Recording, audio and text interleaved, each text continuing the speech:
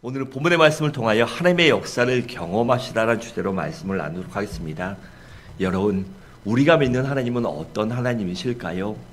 과거의 역사 속에만 존재하는 하나님일까요? 아니면 지금도 살아 역사하시는 전능하신 하나님이실까요?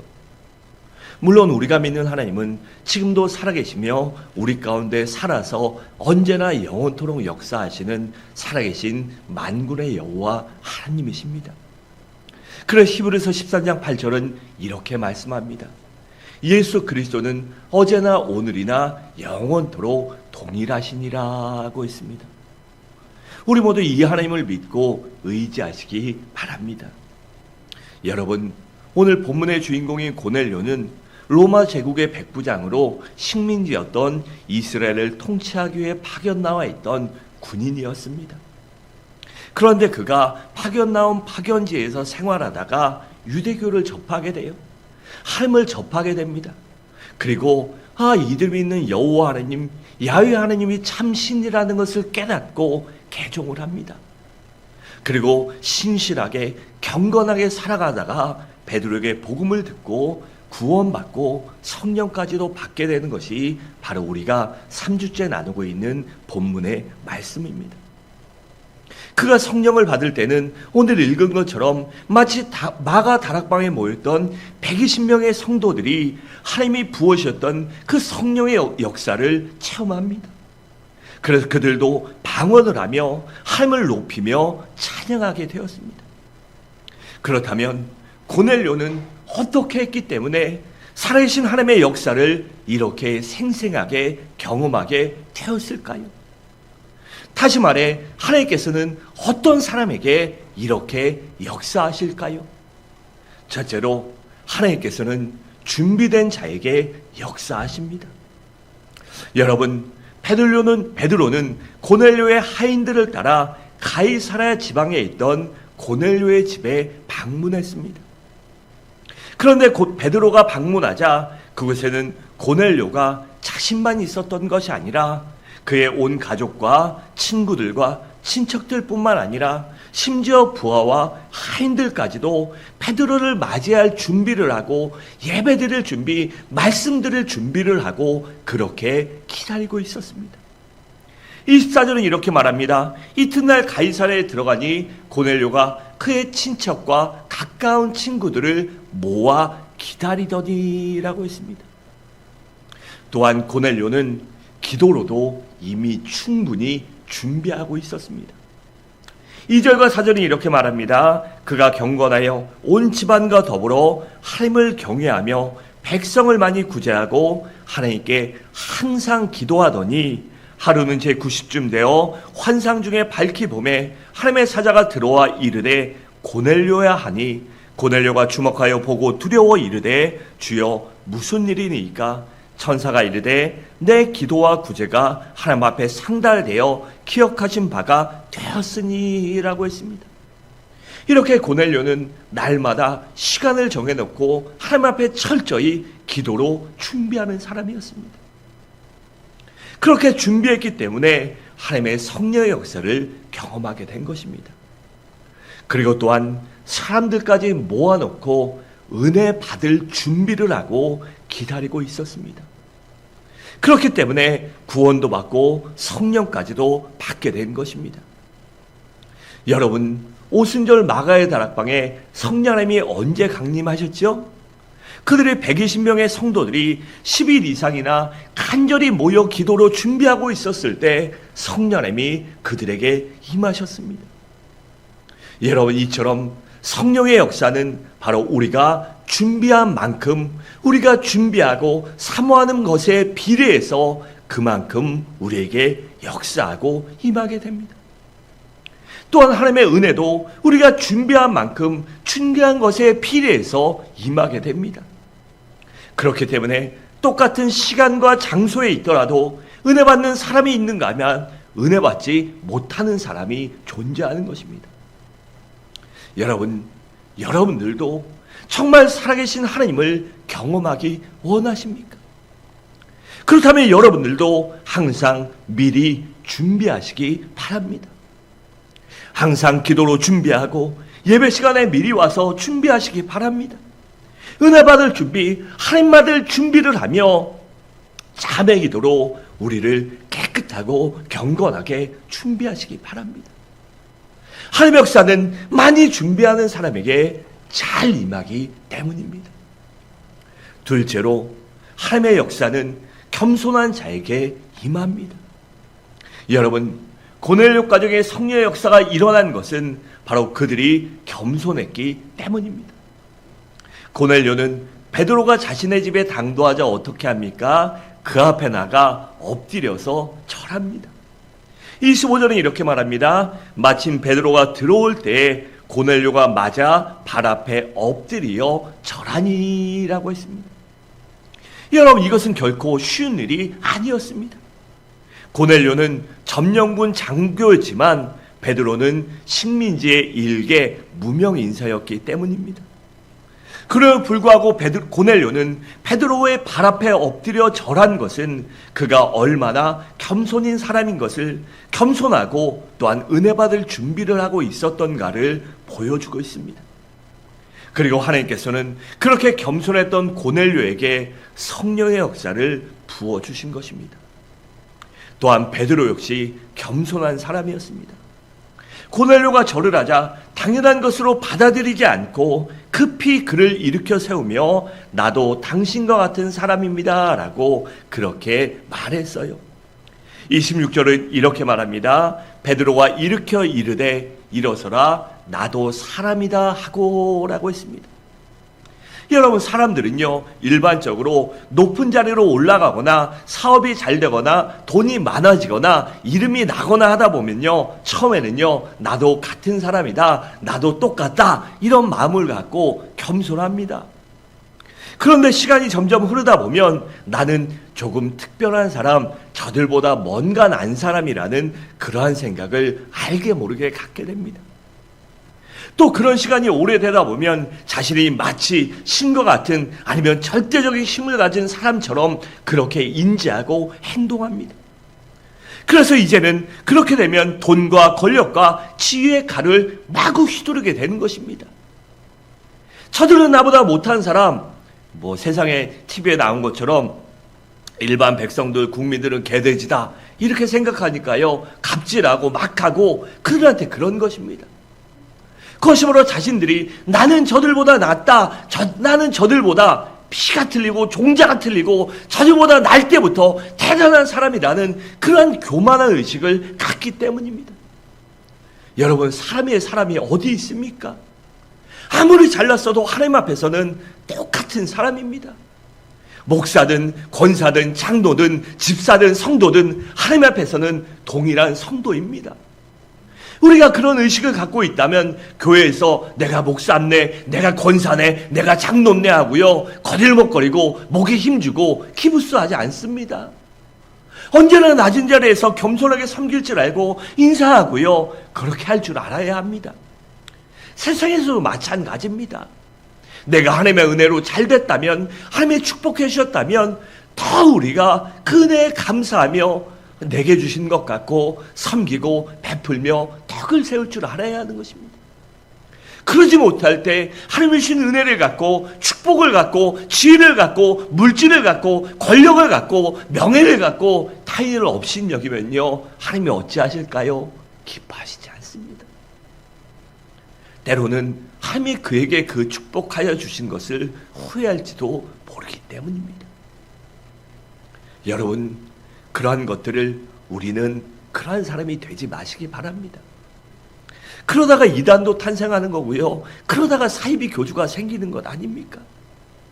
그러다 결국에는 수많은 사람들을 죽이고 그들의 영혼을 지옥 가게 만들고 수많은 사람들에게 예수 그리스도의 십자가를 떠나게 하는 사람이 되지 말고 언제나 하나님이 주신 은혜로 나는 구원받은 죄인이다, 나는 구원받은 죄인이고 저들과 같은 사람이다라는 그러한 의식을 갖고 겸손한 마음으로 겸손한 자세로 살아가시기 바랍니다. 여러분, 물이 언제나요 높은 곳에서 낮은 곳으로 흐르듯이 하나님의 은혜와 역사도 언제나 겸손한 자에게 흘러 넘치는 것입니다. 그래서 우리가 낮아지면 낮아질수록 더 많은 은혜가 넘치게 되는 것입니다. 그래서 잠언 18장 12절은 이렇게 말씀합니다. 사람의 마음의 교만은 멸망의 선복이요 겸손은 존귀의 앞잡이니라 라고 했습니다. 또 야고보서 4장 6절은 이렇게 말씀합니다. 하나님이 교만한 자를 물리치시고 겸손한 자에게 무엇을 주셔요? 은혜를 주신다고 했습니다. 그러므로 우리 모두 겸손한 사람이 되시기 바랍니다. 그렇다면 성경이 말하는 겸손이란 무엇일까요? 먼저는 하나님을 높이는 것입니다. 그래서 하나님을 언제나 항상 절대 신뢰하고 하나님만 바라보며 하나님께만 영광 돌리고 하나님만을 자랑하고 증거하는 것, 그것이 바로 겸손의 시발점이 됩니다. 우리가 그렇게 하나님을 높일 때, 그러한 믿음과 자세로 살아갈 때 겸손한 사람이 될 수 있는 거예요. 또한 그러한 믿음으로 내 자신을 최대한도로 낮추는 것이 겸손입니다. 그래서 내가 낮아질 때 바로 은혜가 임할 수 있고요. 내가 낮아질 때 주변 사람들을 섬길 수 있고 그들에게 하나님의 영광과 은혜를 나타내고 흘려 보낼 수 있기 때문입니다. 또한 다른 사람들을 무시하거나 깔보지 않고 높이는 것이 겸손입니다. 여러분, 우리는요, 나같지 않음을 인정해야 합니다. 나같지 않고 나만 못하고 때로는 다르더라도 그 사람들을 무시하거나 깔보지 말고 높이는 것이 겸손입니다. 저런 사람도 필요하다. 그래서 교회는요, 필요하지 않은 사람이 한 사람도 없습니다. 모두 다 필요하고 모두 다 저들만의 그들만의 가치가 있고 하나님이 주신 은혜가 있고 달란트가 있고 사명이 있음을 인정할 때 그들을 높여줄 수 있고 인정할 수 있는 것입니다. 우리들도 이러한 겸손한 사람이 되시기 바랍니다. 셋째로, 하나님은 사모하는 자에게 역사하십니다. 여러분, 고넬료가 성령의 역사를 경험한 것은 그가 절실하게 아주 열렬하게 은혜를 사모했기 때문입니다. 여러분, 고넬료는요, 베드로를 초청하고 가족과 친척과 친구와 부하와 종들까지도 다 모아놓고 그렇게 기다리고 사모했습니다. 그리고 아마 그냥 집을 뒀을까요? 집도 깨끗이 청소했을 것입니다. 제가 대신방 기간에 이렇게 대신방 정하고 가면은요, 성도들이 목회자가 가면 화장실 잘 안 갑니다. 약간 민망하기도 하고 화장실을 잘 안 가는데, 안 가는 안방 화장실까지도요, 반짝반짝 닦아놓습니다. 몇 날 며칠 베란다까지 빡빡 닦아댑니다. 주방 렌지 후드까지 막 빡빡 닦아놔요. 왜 그럴까요? 그 사모하기 때문입니다. 고넬료도 그렇게 자기 집안의 안팎을요, 열심히 닦아놨을 것입니다. 또 베드로를 위해 방석도 갖다 놓고 상도 갖다 놓고 준비했을 것입니다. 그러고는 마치 명절을 기다리는 아이처럼 베드로가 오기만을 아주 기다리고 사모했을 것입니다. 그렇게 순수하고 아름다운 사모하는 마음을 가졌기 때문에 바로 하나님이 그에게 성령을 부어주신 것입니다. 33절에 이렇게 말합니다. 내가 곧 당신에게 사람을 보내었는데 오셨으니 잘했나이다. 이제 우리는 주께서 당신에게 명하신 모든 것을 듣고자 하여 다 하나님 앞에 있나이다 라고 했습니다. 여러분, 식욕이 왕성하고요, 식성이 좋은 사람은요, 아무거나 다 맛있습니다. 여러분, 은혜도 마찬가지입니다.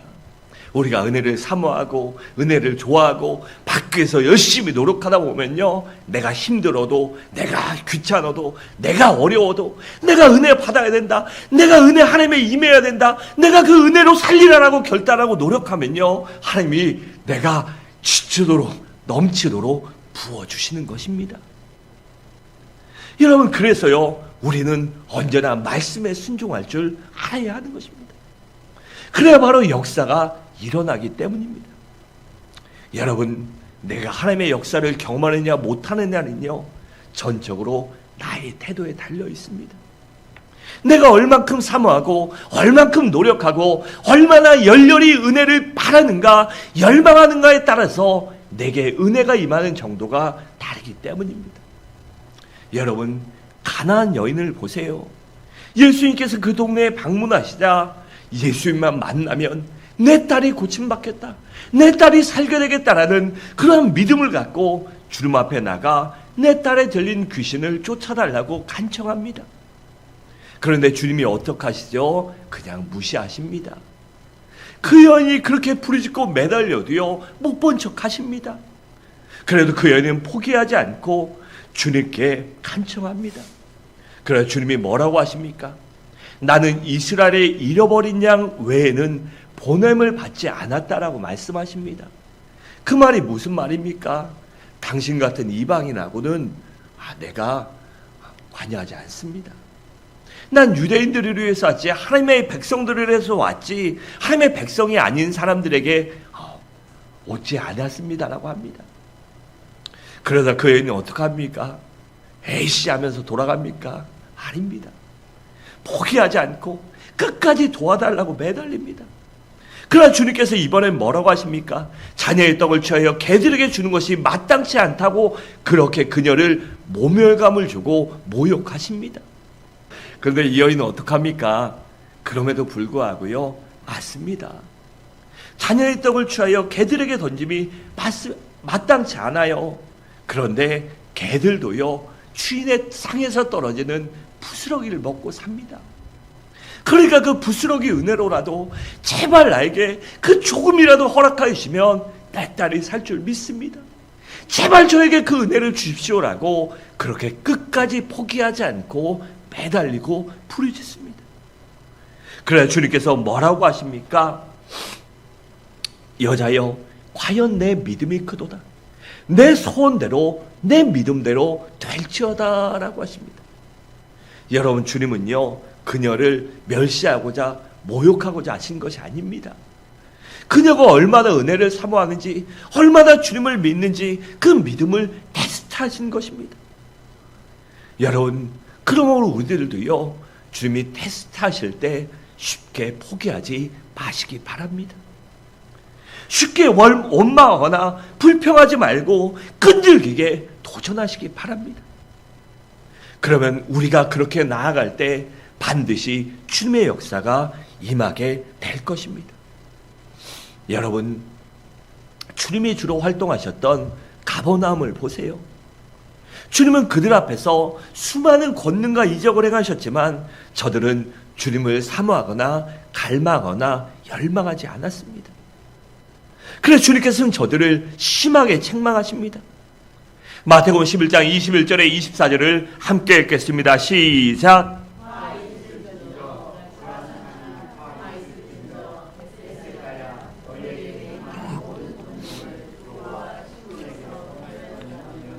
그들이 벌써 베옷을 입고 제에 앉아 회개하였으리라. 내가 너희에게 이르노니 심판날에 두로와 시돈이 너희보다 견디기 쉬우리라. 가버나움아, 내가 하늘에까지 높아지겠느냐? 음부에까지 낮아지리라. 내게 행한 모든 권능을 소돔에서 행하였더라면 그 성이 오늘까지 있었으리라. 내가 너희에게 이르노니 심판날에 소돔 땅이 너보다 견디기 쉬우리라 하시니라. 아멘. 그래 시편 107편 9절은 이렇게 말씀합니다. 그가 사모하는 영혼에게 만족을 주시며 줄인 영혼에게 좋은 것으로 채워주심이로다 라고 했습니다. 또 마태복음 11장 12절은 이렇게 말씀합니다. 침례 요한의 때부터 지금까지 천국은 침노를 당하노니 침노하는 자는 빼앗느니라 라고 했습니다. 그러므로 우리 모두 사모하는 마음을 갖고 열망하는 마음을 갖고 은혜를, 성령을, 하나님을 사모하시기 바랍니다.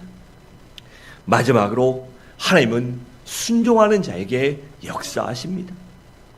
여러분, 베드로는요, 자기의 편견을 버리고 순종으로 성령님의 음성에 순종했습니다. 그래서 고넬료와 일행들을 구원할 수 있었던 것입니다. 19절과 21절에 이렇게 말합니다. 베드로가 그 환상에 대해 생각할 때 성령께서 그에게 말씀하시되 두 사람이 너를 찾으니 일어나 내려가 의심하지 말고 함께 가라. 내가 그들을 보내었느라 하시니 베드로가 내려가 그 사람들을 보고 이르되 내가 곧 너희가 찾는 사람인데 너희가 무슨 일로 왔느냐라고 했습니다. 이처럼 베드로는 성령의 음성에 순종했습니다. 그리고 고넬료도 자신의 사회적인 신분이나 체면을 버리고 하나님 말씀에 절대적으로 순종했습니다. 그러다가 구원도 받고 성령을 체험하게 된 것입니다. 33절이 이렇게 말합니다. 내가 곧 당신에게 사람을 보내었는데 오셨으니 잘하였나이다. 이제 우리는 주께서 당신에게 모든 것을 듣고자 하여 다 하나님 앞에 있나이다 라고 했습니다. 그리고 44절에서는 베드로가 이 말을 할 때에 성령이 말씀 듣는 모든 사람에게 내려오시니라고 했습니다. 여러분, 성경에는요 공통적인 진리가 있는데 그것은 바로 하나님께서는 언제나 순종하는 사람을 들어서 사용하신다는 사실입니다. 그리고 순종하는 사람에게 기적도 베풀어 주시고 은혜도 베풀어 주시고 축복도 베풀어 주시는 것입니다. 여러분, 믿음의 조상 아브라함을 보세요. 그가 어떻게 믿음의 조상이 된 줄 아십니까? 바로 순종했기 때문입니다. 아브라함은 하나님의 말씀이라면 이성과 상식에 안 맞아도 무조건 순종부터 했습니다.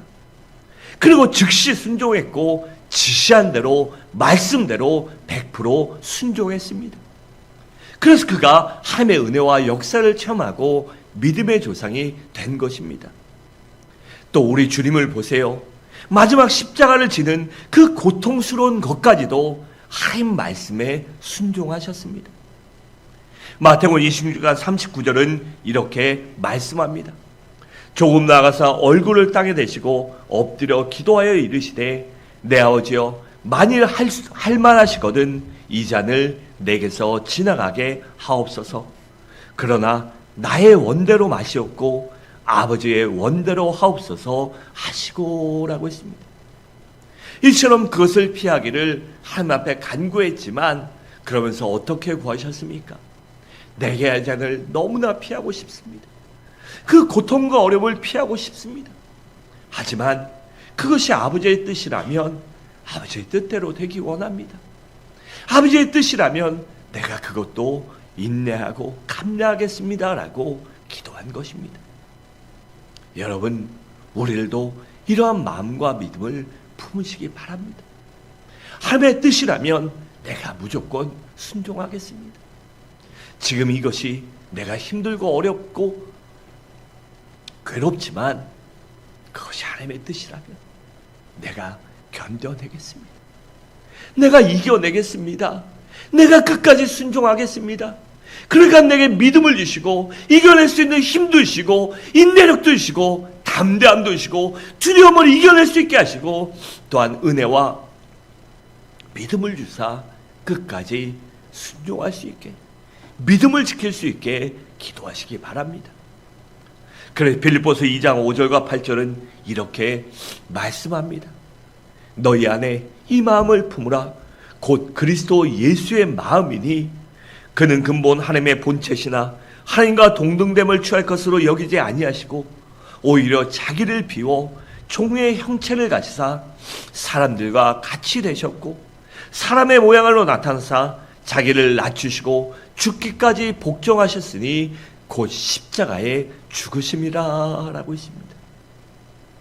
여러분, 그렇기 때문에 순종할 줄 아는 사람이 진짜 믿음의 사람입니다. 또한 순종할 줄 아는 사람이 진정으로 겸손한 사람이며 성숙한 그리스도인입니다. 그리고 하나님께서는 그러한 순종과 그런 믿음에 비례해서 반드시 역사하십니다. 그럼 우리 모두 이렇게 순종하는 믿음의 사람이 되시기 바랍니다. 사랑하는 성도 여러분, 말씀을 마치겠습니다. 우리들도 고넬료처럼 베드로처럼 준비되고 겸손한 사람이 되시기 바랍니다. 또한 언제나 하나님을 사모하며 은혜만을 열망하며 갈망하며 순종하는 사람이 되시기 바랍니다. 그래야 우리들도 우리들 속에 우리의 삶 속에 가정 속에 인생 속에 하나님의 놀라운 역사를 경험하는 또한 그 은혜를 누리는 서부중앙의 모든 성도들이 되시기를 주님의 이름으로 간절히 축원합니다.